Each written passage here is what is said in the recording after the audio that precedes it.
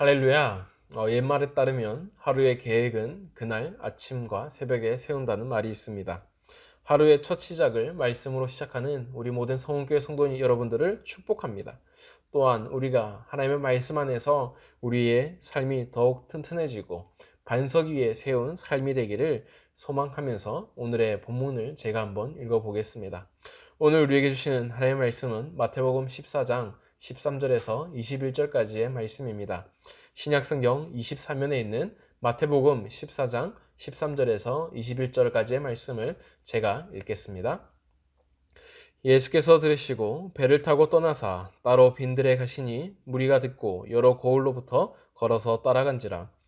예수께서 나오사 큰 무리를 보시고 불쌍히 여기사 그 중에 있는 병자를 고쳐주시니라. 저녁이 되매 제자들이 나와 이르되 이곳은 빈들이요 때도 이미 저물었으니 무리를 보내어 마을에 들어가 먹을 것을 사 먹게 하소서. 예수께서 이르시되 갈 것 없다 너희가 먹을 것을 주라. 제자들이 이르되 여기 우리에게 있는 것은 떡 5개와 물고기 2마리 뿐이니이다. 이르시되 그것을 내게 가져오라 하시고 무리를 명하여 잔디 위에 앉히시고 또 떡 5개와 물고기 2마리를 가지사 하늘을 우러러 축사하시고 떡을 떼어 제자들에게 주시매 제자들이 무리에게 주니 다 배불리 먹고 남은 조각을 12바구니에 차게 거두었으며 먹은 사람은 여자와 어린이 외에 5,000명이나 되었더라. 아멘. 할렐루야. 주님의 은혜와 평강이 우리 모두에게 가득하기를 소망합니다. 오늘은 오병이어 사건의 말씀을 다루고 있습니다. 이 말씀은 너무나도 유명한 말씀입니다. 우리에게는 사복음서가 있는데요. 그 중에 예수님의 탄생과 예수님의 십자가와 그리고 부활, 승천을 제외하고서 유일하게 공통적으로 기록되어 있는 말씀은 오병이어가 유일하다고 알려져 있습니다. 그러면서 각 복음서마다 오병이어를 설명하는 방식과 접근법이 조금씩 다릅니다.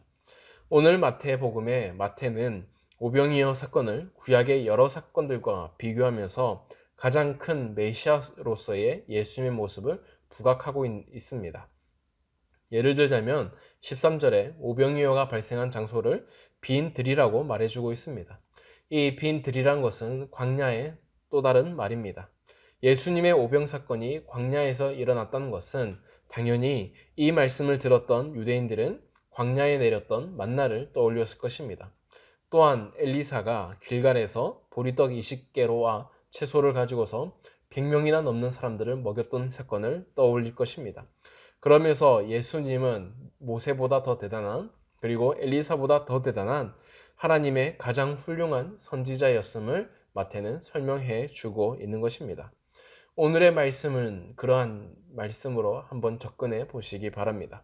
먼저 본문의 시작인 13절과 14절의 말씀을 제가 읽겠습니다. 예수께서 들으시고 배를 타고 떠나사 따로 빈들에 가시니 무리가 듣고 여러 고을로부터 걸어서 따라간지라.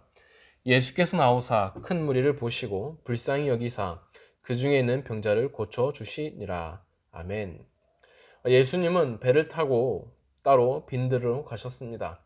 예수님께서 빈들로 가셨다는 소문이 들리고 나서 주변 고을로부터 여러 사람들이 빈들에 모이기 시작했습니다.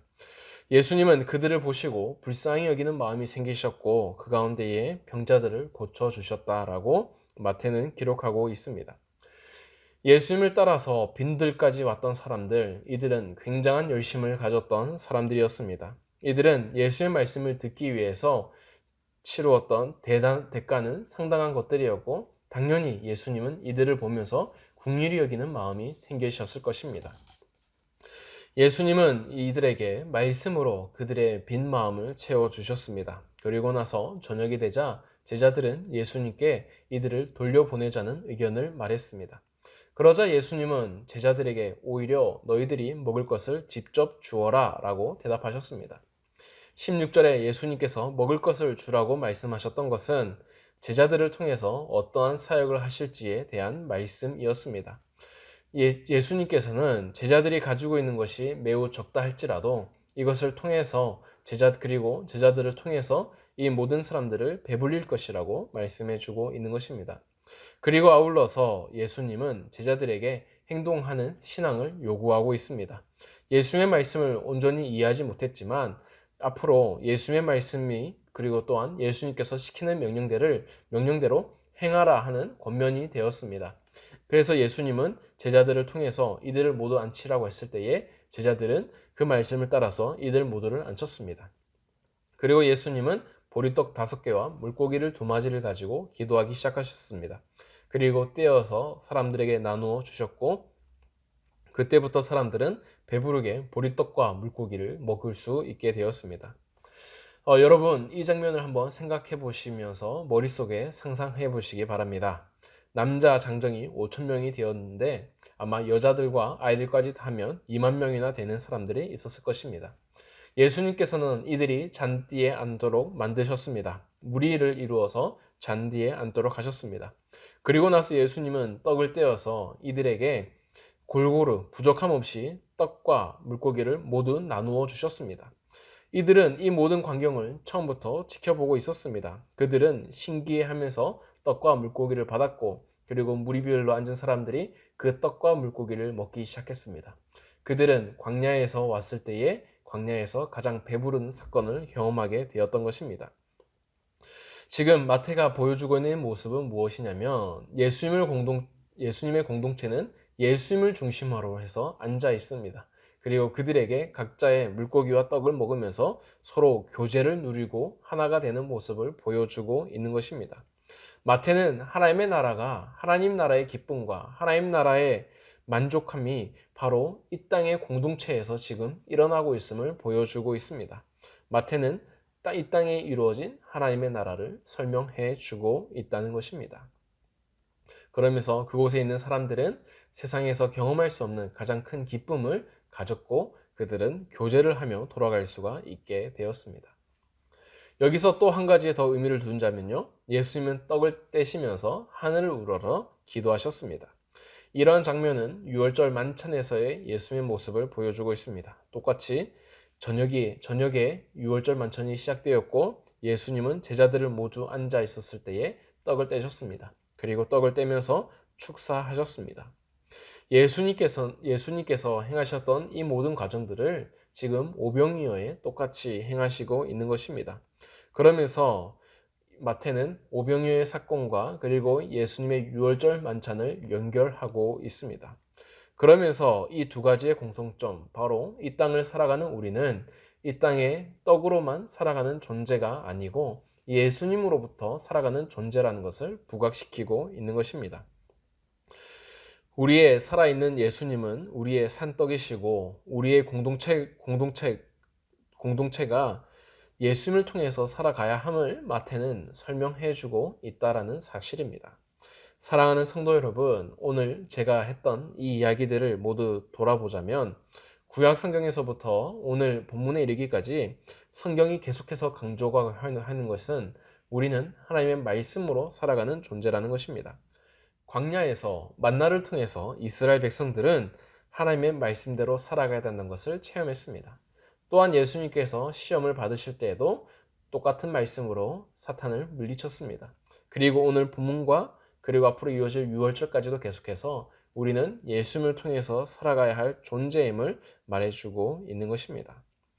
오늘 5천 명이나 되는 사람들이 그러한 것을 눈으로 경험을 했었고 그리고 유월절 만찬으로 이어지는 성찬식을 통해서 우리도 그것을 체험하고 있습니다. 사랑하는 성도 여러분, 우리는 말씀 가운데에 특별히 살아가야 합니다. 그렇다면 우리가 과연 말씀대로 살아가고 있는지 아니면 세상 가운데 살아가고 있는지 그것을 어떻게 알 수 있을까요? 매우 간단한 구별법이 있습니다. 그것은 바로 우리가 어디에 배고파하는지를 살펴보면 됩니다. 우리가 말씀에 배고파한다면 우리는 말씀에 굶주린 사람들일 것입니다. 그러나 우리가 세상에 여전히 배고파한다면 우리는 세상에 굶주린 사람들일 것입니다. 지금 우리는 무엇을 굶주리고 있습니까? 우리가 세상에서 굶주리고 세상으로 배고파한다면 우리는 세상에 속한 사람일 것입니다. 반면에 우리가 하나님께 굶주리고 하나님으로 배고파한다면 우리는 말씀에 굶주린 사람들일 것입니다. 성경이 말하고 있는 것은 세상으로 배불렀던 사람들은 반드시 다시 굶주리게 된다는 것입니다. 하지만 하나님을 향한 굶주림을 가진 사람들은 그 안에 참된 배부름과 만족감을 가지게 된다는 것입니다. 사랑하는 성도 여러분, 우리가 하나님의 말씀을 붙잡고 살아갔으면 좋겠습니다. 그리고 그 말씀 가운데에 우리가 배부름을 얻었으면 좋겠습니다. 그때에 세상에 이길 수 없는, 세상에서 경험할 수 없는 기쁨과 평안이 우리의 삶에 넘쳐날 것입니다. 그것을 위해서 오늘은 이렇게 기도했으면 좋겠는데요. 첫 번째로는 우리가 하나님의 말씀에 대한 갈망을 느끼도록 기도하시고, 두 번째로 하나님의 말씀 안에서 더욱 성장해 나가며 그렇게 변화는 우리 자신이 되도록 기도하시고, 세 번째로 교회 모든 건축 가운데에 하나님의 손길이 함께하도록 기도했으면 좋겠습니다. 제가 기도하겠습니다. 사랑이 많으신 하나님 아버지, 우리가 말씀을 더 알아가기 원합니다. 우리가 하나님과의 교제 가운데에 그 말씀을 더욱 먹고 자라나기를 원합니다. 주님, 우리 가운데 말씀하여 주시옵소서. 우리가 듣기 원합니다. 그리고 그 말씀대로 순종하기 원합니다. 그리고 그 말씀대로 우리의 삶이 윤택해지기를 원합니다. 주님, 우리가 말씀에 더욱더 귀 기울이고 하나님의 말씀으로 배부른 삶을 살아가게 하여 주시옵소서. 그때에 우리가 이 오병이어에 참여한 모든 사람들 같이 하나님 앞에 쓰임받았던 제자들 같이 그러한 주님의 제자가 되게 하여 주시고 우리의 삶 가운데에 참된 기쁨이 넘쳐나게 하여 주시옵소서. 오늘 하루도 함께 하실 걸 믿사오며 예수님의 이름으로 기도드립니다. 아멘.